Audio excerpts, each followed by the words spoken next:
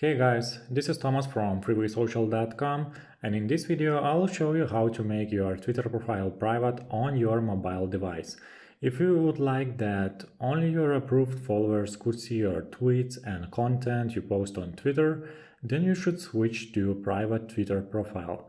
Every time someone would try to follow your profile, you would need to manually approve it because your followers will be able to view the tweets you post on Twitter. Just follow these steps to make your Twitter profile private. Open up your Twitter app and log into your profile if you haven't already. Click on your profile picture at the top left corner of your screen. Click on Settings and Privacy. Select Privacy and Safety. Under the Tweets section, switch the toggle on next to Protect Your Tweets.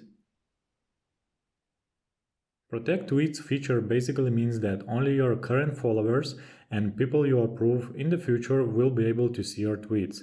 Done. Now your Twitter profile is private. I hope this guide was helpful and you were able to make your Twitter profile private on mobile. Don't forget to like this video and visit us at freewaysocial.com.